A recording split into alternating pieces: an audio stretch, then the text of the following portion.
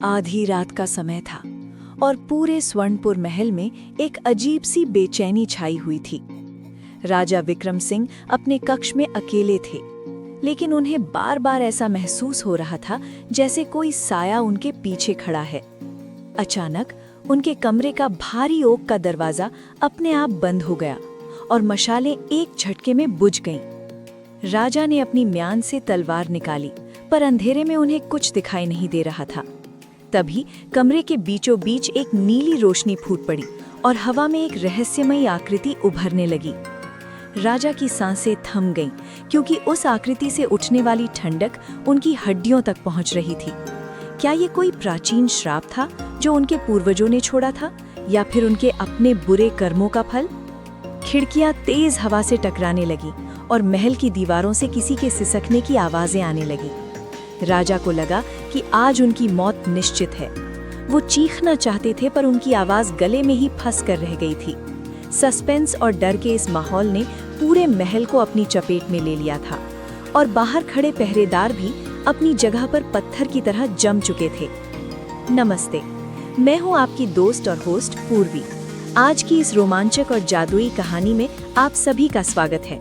दोस्तों, अगर आपको हमारी कहानियां पसंद आती हैं तो कृपया इस वीडियो को लाइक करें और हमारी चैनल को सब्सक्राइब जरूर करें। आपकी एक छोटी सी कोशिश हमें और भी अच्छी कहानियां बनाने के लिए प्रेरित करती है। तो चलिए बिना देर किए शुरू करते हैं राजा और जादुई परी की ये अनोखी दास्तान। उस नीली रोशनी के बीच से एक अत्यंत सुंदर परी प्रकट हुई, जिसका नाम नक्षत्र था। उसके पंख हीरों की तरह चमक रहे थे, लेकिन उसकी आंखों में क्रोध की ज्वाला थी। उसने राजा की ओर अपनी जादुई छड़ी घुमाई और राजा की तलवार हाथ से छूटकर गिर गई। परी ने भारी आवाज में कहा, विक्रम, तुमने अपने अहंकार में आकर उस पवित्र वन को कटवा दिया जो हजारों जीवों का घर था। तुमने प्रकृति का अपमान किया है। राजा ने घमंड से कहा, मैं इस राज्य का स्वामी हूँ, मैं जो चाहूँ वो कर सकता हूँ। परी मुस्कुराई और बोली, सत्ता सेवा के लिए होती है, विनाश के लिए नहीं। अब से तुम अपनी याददाश्त खोकर एक साधारण भिखारी की तरह अपनी ही राज्य की गलियों में भटकोगे। जब तक तुम निस्वार्थ प्रेम का अर्थ नहीं समझ लेते, तब तक तुम वापस राजा नहीं बन पाओगे। एक तेज चमक हुई और राजा विक्रम सिंह का आलीशान महल उनकी आंखों के सामने से ओझल हो गया। जब राजा विक्रम की आंखें खुली तो उन्होंने खुद को शहर के मुख्य बाजार के पास एक गंदी गली में पाया। उनके राजसी वस्त्र गायब थे और उनके शरीर पर फटे पुराने चिथड़े थे। उन्हें ये तक याद नहीं था कि वे कौन हैं और यहाँ कैसे पहुँचे। भूख के मारे उनका बुरा हाल था, लेकिन कोई भी उन्हें एक रोटी का टुकड़ा देने को तैयार नहीं था। जिस प्रजा पर वे कभी हुक्म चलाते थे, वही लोग आज उन्हें दुत्कार कर भगा रहे थे। राजा को समझ नहीं आ रहा था कि उनके साथ क्या हो रहा है। वे सारा दिन शहर की सड़कों पर भटकते रहे। शाम होते होते वे शहर के बाहर एक छोटे से मंदिर के पास पहुंच गए। वहां एक बूढ़ी औरत बैठी थी जो खुद बहुत गरीब लग रही थी।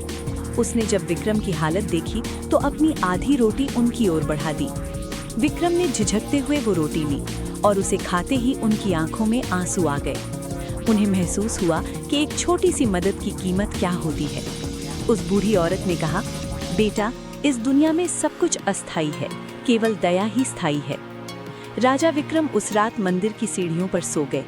सपने में उन्हें वही जादुई परी नक्षत्र दिखाई दी। परी ने कहा, विक्रम, आज तुमने अपना पहला पाठ सीखा है। तुमने जाना कि जब सत्ता और धन छीन लिया जाता है तब केवल इंसानियत ही काम आती है। लेकिन याद रहे, ये तो बस शुरुआत है, तुम्हें अभी बहुत कुछ सीखना है। अगले दिन विक्रम ने तय किया कि वे खाली बैठने के बजाय काम करेंगे। वे पास के खेत में गए और किसान से काम मांगा। किसान ने उन्हें हल चलाने का काम दिया। सारा दिन कड़ी धूप में काम करने के बाद विक्रम के हाथों में छाले पड़ गए, पर उनके मन में एक अजीब सी शांति थी। उन्होंने देखा कि किसान का बेटा बीमार है और उनके पास दवा के पैसे नहीं हैं। विक्रम ने अपनी दिन भर की कमाई, जो बहुत कम थी, उस किसान को दवा के लिए दे दी। जैसे ही उन्होंने वो पैसे दिए, उनके मन में एक धुंधली सी याद चमकी। उन्हें अपना महल और अपना सिंहासन याद आने लगा। परी की जादुई किताब का पहला पन्ना सुनहरे अक्षरों से भर चुका था। राजा विक्रम, जो अब एक साधारण मजदूर के रूप में जी रहे थे, धीरे धीरे लोगों के दुख दर्द को समझने लगे थे। एक दिन गांव में खबर फैली कि पास की नदी का बांध टूटने वाला है और पूरा गांव डूब जाएगा। लोग डर के मारे अपना सामान समेटकर भागने लगे। राजा विक्रम ने देखा कि गांव के बीचों बीच एक अनाथालय है जहां छोटे छोटे बच्चे और कुछ अपाहिज बुजुर्ग फंसे हुए हैं। कोई भी उनकी मदद के लिए रुकने को तैयार नहीं था। विक्रम के अंदर का राजा जाग उठा। उन्होंने भागने के बजाय उन बच्चों की ओर दौड़ लगा दी। पानी का बहाव तेज होता जा रहा था और बांध की दरारें बड़ी हो रही थी। विक्रम ने गांव के कुछ नौजवानों को इकट्ठा किया और उन्हें प्रेरित किया कि वे भागने के बजाय उन कमजोर लोगों की जान बचाएं। उनकी बातों में वही पुराना राजसी प्रभाव था जिसे सुनकर लोग रुकने पर मजबूर हो गए।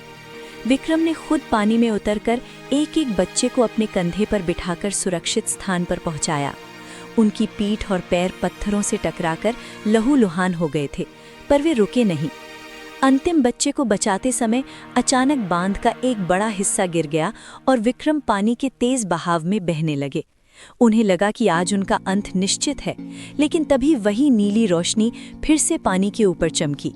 परी नक्षत्र ने अपनी जादुई शक्तियों से पानी की लहरों को थाम लिया और विक्रम को किनारे पर पहुंचा दिया। परी ने कहा, विक्रम, आज तुमने अपनी जान की परवाह किए बिना दूसरों की रक्षा की है। एक राजा का असली कर्तव्य प्रजा की रक्षा करना ही होता है। जैसे ही परी ने अपनी छड़ी विक्रम के माथे पर छुआई, उनकी खोई हुई याददाश्त पूरी तरह वापस आ गई। उन्हें याद आ गया कि वे स्वर्णपुर के राजा हैं और उन्होंने प्रकृति के साथ कितना गलत किया था।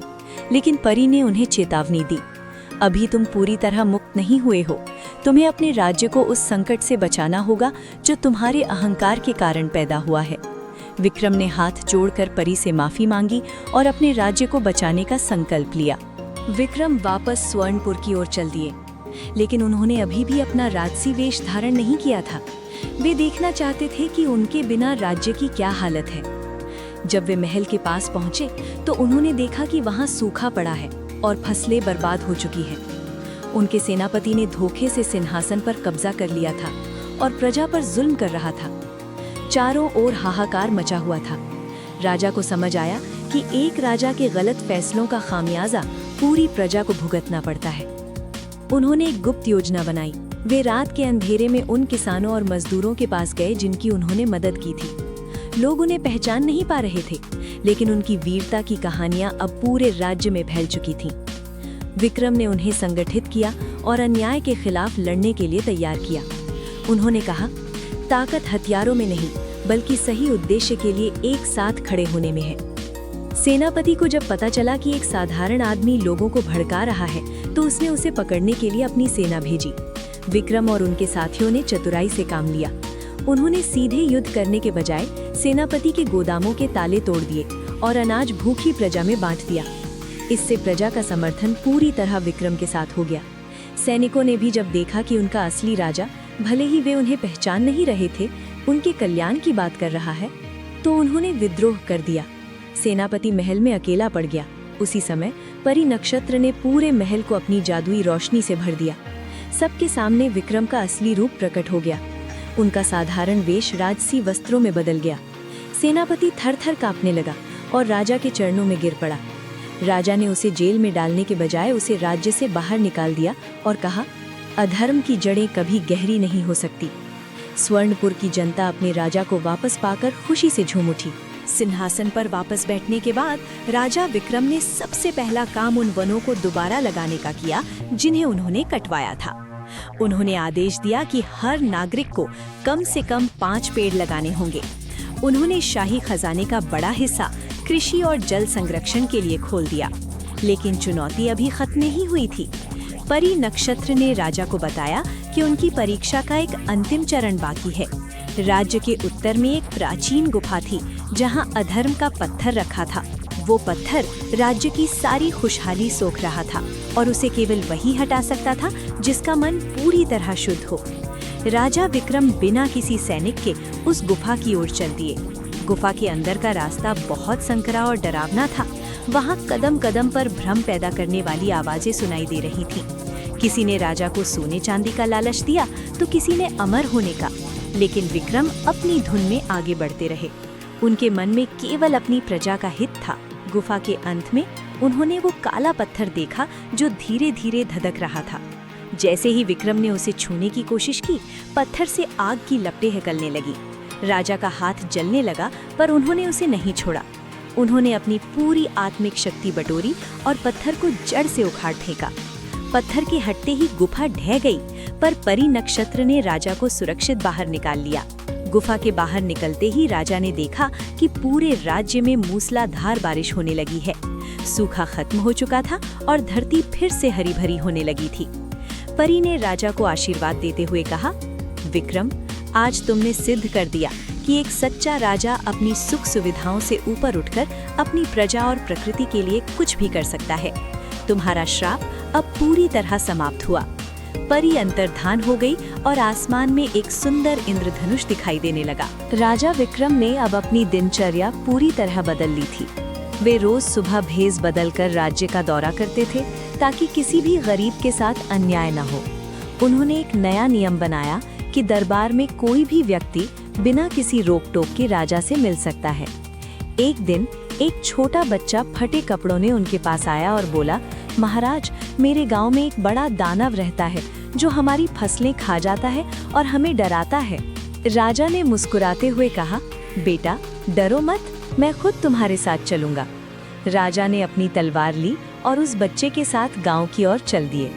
गांव पहुंचने पर उन्होंने देखा कि वो दानव कोई राक्षस नहीं बल्कि एक बहुत बड़ा और घायल हाथी था। हाथी के पैर में एक बड़ा कांटा चुभा था, जिसकी वजह से वो दर्द से तड़प रहा था और गुस्से में सब कुछ तबाह कर रहा था। राजा ने अपनी जान जोखिम में डालकर हाथी के पास जाने का फैसला किया। सैनिकों ने राजा को रोकना चाहा, पर राजा ने कहा, हर समस्या का हल तलवार नहीं होती। वे धीरे धीरे हाथी के पास पहुंचे और उसे शांत करने के लिए सहलाने लगे। हाथी ने भी राजा की करुणा को महसूस किया और शांत हो गया। राजा ने बड़ी सावधानी से उसके पैर से कांटा निकाला और जड़ी बूटियों का लेप लगाया। कुछ ही देर में हाथी का दर्द कम हो गया और उसने अपनी सूंड उठाकर राजा को सलाम किया। गांव वाले ये देखकर हैरान रह गए। राजा ने समझाया कि अक्सर गुस्सा और हिंसा दुख का परिणाम होते हैं। उन्होंने गांव वालों को आदेश दिया कि वे इस हाथी का ख्याल रखें और इसे अपना रक्षक बनाएं। उस दिन के बाद से वो हाथी गांव की रखवाली करने लगा। राजा की इस बुद्धिमानी और दया की चर्चा दूर दूर तक फैल गई। परी नक्षत्र ने आकाश से ये सब देखा और खुश होकर फूलों की वर्षा की। राजा अब समझ चुके थे कि शक्ति का सही उपयोग जीवन बचाने में है, उसे डराने में नहीं। जैसे जैसे समय बीतता गया, स्वर्णपुर की ख्याति एक न्यायपूर्ण और समृद्ध राज्य के रूप में चारों ओर फैल गई। लेकिन पड़ोसी राज्य का राजा अंधक विक्रम की इस सफलता से जलता था। उसने स्वर्णपुर पर हमला करने की योजना बनाई। राजा विक्रम को जब ये पता चला तो उन्होंने युद्ध की तैयारी करने के बजाय संधि का प्रस्ताव भेजा। उन्होंने कहा, युद्ध से केवल माताओं की गोद सुनी होती है, इससे किसी का भला नहीं होता। लेकिन अंधक ने इस प्रस्ताव को ठुकरा दिया और अपनी विशाल सेना के साथ सीमा पर पहुंच गया। विक्रम ने अपनी सेना को पीछे हटने का आदेश दिया, जिससे सबको लगा कि राजा डर गए हैं। लेकिन ये विक्रम की एक सोची समझी चाल थी। उन्होंने अंधक की सेना को एक ऐसे दलदल वाले रास्ते की ओर आकर्षित किया जहां उनकी भारी सेना और हाथी फंस गए। अंधक की सेना पूरी तरह बेबस हो गई। जब अंधक मौत के डर से कांप रहा था, तब राजा विक्रम अकेले उसके सामने पहुंचे। उन्होंने अपनी तलवार नहीं उठाई, बल्कि अपना हाथ उसकी मदद के लिए बढ़ाया। विक्रम ने कहा, मैं तुम्हें मार सकता हूँ, लेकिन मैं तुम्हें एक मौका देना चाहता हूँ। आओ हम मिलकर इस धरती को खुशहाल बनाएं। अंधक राजा विक्रम की इस उदारता को देखकर शर्मिंदा हो गया। उसने अपनी तलवार नीचे रख दी और विक्रम से माफी मांगी। दोनों राज्यों के बीच शत्रुता हमेशा के लिए खत्म हो गई और वे मित्र बन गए। इस घटना ने साबित कर दिया कि शत्रु को मारना आसान है, लेकिन शत्रुता को मारना ही असली वीरता है। उस रात महल में बड़ा उत्सव मनाया गया। परी नक्षत्र फिर से प्रकट हुई और उसने राजा को एक जादुई न्याय का तराजू दिया, जो हमेशा सच और झूठ का फर्क बता देता था। राजा विक्रम का शासन अब दिव्य शक्तियों से सुरक्षित था। स्वर्णपुर में अब सुख शांति का वास था। लेकिन राजा विक्रम जानते थे कि एक अच्छे राजा को कभी भी आलसी नहीं होना चाहिए। उन्होंने अपने राज्य में शिक्षा को अनिवार्य कर दिया। उन्होंने जंगलों के बीच बड़े बड़े विद्यालय बनवाए, जहां बच्चे प्रकृति के सानिध्य में ज्ञान प्राप्त करते थे। राजा खुद अक्सर इन विद्यालयों में जाकर बच्चों को कहानियां सुनाते और उनके साथ समय बिताते थे। एक दिन एक छोटी लड़की ने राजा से पूछा, महाराज, क्या जादू सच में होता है? राजा ने उसे गोद में उठाया और कहा, हाँ बेटा, जादू हमारे कर्मों में होता है। जब हम किसी दुखी चेहरे पर मुस्कान लाते हैं तो वही सबसे बड़ा जादू है। उसी समय विद्यालय के बगीचे में एक मुरझाया हुआ पौधा अचानक खिल उठा। ये राजा की सकारात्मक ऊर्जा और परी के आशीर्वाद का असर था। राजा ने महसूस किया कि राज्य के कुछ हिस्सों में पानी की कमी अब भी है। उन्होंने पुरानी नहरों को साफ करवाया और बारिश के पानी को सहेजने के लिए बड़े जलाशय बनवाए। उन्होंने घोषणा की कि राज्य का खजाना केवल विलासिता के लिए नहीं, बल्कि भविष्य की पीढ़ियों के लिए है। उनके शासन में कोई भी भिखारी नहीं रहा, क्योंकि उन्होंने सबको उनकी योग्यता के अनुसार काम दिया। यहाँ तक कि पशु पक्षियों के लिए भी विशेष चरागाह और वन संरक्षित किए गए। राजा विक्रम का नाम अब इतिहास के पन्नों में स्वर्ण अक्षरों में लिखा जा रहा था। परी नक्षत्र ने उन्हें दर्शन देकर कहा, विक्रम, तुमने इस धरती को स्वर्ग बना दिया है। तुम्हारी निस्वार्थ सेवा ने देवताओं को भी प्रसन्न कर दिया है। राजा ने विनम्रता से कहा, ये सब आपकी शिक्षा और मेरी प्रजा के प्रेम का फल है। राजा का अहंकार अब पूरी तरह से विलीन हो चुका था। राजा विक्रम अब वृद्ध होने लगे थे। उन्होंने महसूस किया कि अब उन्हें अपना उत्तराधिकारी चुनना चाहिए। उनके कोई पुत्र नहीं था, इसलिए उन्होंने पूरे राज्य में एक अनोखी प्रतियोगिता की घोषणा की। उन्होंने हर गांव से सबसे होनहार युवाओं को बुलाया और उन्हें एक एक जादुई बीज दिया। राजा ने कहा, जो इस बीज से सबसे सुंदर पौधा उगाकर लाएगा वही अगला राजा बनेगा। 6 महीने बाद हजारों युवक अपने लहलहाते पौधों के साथ महल पहुंचे। किसी के पास रंग बिरंगे फूल थे तो किसी के पास जादुई फल, लेकिन एक गरीब लड़का आर्यन खाली गमला लेकर खड़ा था। सब उसका मजाक उड़ा रहे थे। राजा ने जब आर्यन से पूछा तो उसने रोते हुए कहा, महाराज, मैंने बीज को बहुत पानी दिया, बहुत सेवा की, पर इसमें से कुछ नहीं निकला। शायद मुझसे कोई गलती हुई है। राजा विक्रम मुस्कुराए और उन्होंने आर्यन को अपने पास बुलाया। राजा ने सबके सामने घोषणा की, स्वर्णपुर का अगला राजा आर्यन होगा। पूरी सभा में सन्नाटा छा गया। राजा ने विस्तार से बताया, मैंने जो बीज दिए थे वे सब उबले हुए थे। उबले हुए बीजों से कभी पौधा नहीं निकल सकता। बाकी सब युवकों ने राजा बनने के लालच में बीज बदल दिए और झूठ बोला, लेकिन केवल आर्यन ने अपनी सच्चाई और ईमानदारी को नहीं छोड़ा। राज्य चलाने के लिए सबसे बड़ी शक्ति सच्चाई और चरित्र है, न कि दिखावा। प्रजा ने राजा के इस अद्भुत निर्णय की सराहना की। आर्यन ने राजा विक्रम के चरणों में गिरकर आशीर्वाद लिया। राजा ने उसे वो जादुई न्याय का तराजू सौंप दिया और उसे राज्य की रक्षा का भार दिया। राजा विक्रम ने सिखाया कि मुकुट केवल सिर की शोभा नहीं, बल्कि जिम्मेदारी का बोझ होता है, जिसे केवल एक सच्चा इंसान ही उठा सकता है। राजा विक्रम का जीवन अब अपने अंतिम पड़ाव पर था। उन्होंने अपना सारा राजपाट आर्यन को सौंप दिया और खुद एक कुटिया में रहने चले गए। वे अब अपना समय ध्यान और ईश्वर की भक्ति में बिताते थे। एक शाम जब सूरज ढल रहा था, परी नक्षत्र उनके सामने प्रकट हुई। इस बार उसके चेहरे पर एक दिव्य शांति थी। परी ने कहा, विक्रम, तुम्हारे चलने का समय आ गया है। तुमने इस धरती पर अपने हिस्से का कार्य पूरी निष्ठा से किया है। अब तुम्हें आकाश के तारों में स्थान मिलेगा। राजा ने अंतिम बार अपने राज्य स्वर्णपुर की ओर देखा, जो अब खुशहाली की रोशनी में नहाया हुआ था। उनकी आंखों में संतोष के आंसू थे। उन्होंने अपना शरीर त्याग दिया और उनकी आत्मा एक ज्योति बनकर परी के साथ अनंत आकाश में लीन हो गई। आज भी स्वर्णपुर की मिट्टी में राजा विक्रम की वीरता और परी के जादू की कहानियां गूंजती हैं। दोस्तों, इस कहानी से हमें ये प्रगाढ़ सीख मिलती है कि सच्ची शक्ति और राजसी वैभव अहंकार में नहीं, बल्कि दूसरों की सेवा, ईमानदारी और दयालुता में निहित है। एक इंसान अपने पद से नहीं, बल्कि अपने चरित्र और कर्मों से महान बनता है। उम्मीद है कि आपको ये कहानी पसंद आई होगी। ऐसी ही और प्रेरणादायक कहानियों के लिए हमारे चैनल पूर्वी की कहानियों को सब्सक्राइब करें, इस वीडियो को लाइक करें और अपने दोस्तों के साथ शेयर करना ना भूलें। अपना बहुमूल्य समय देने के लिए आप सभी का बहुत बहुत धन्यवाद। मिलते हैं अगली रोमांचक कहानी में। तब तक के लिए अपना ख्याल रखें।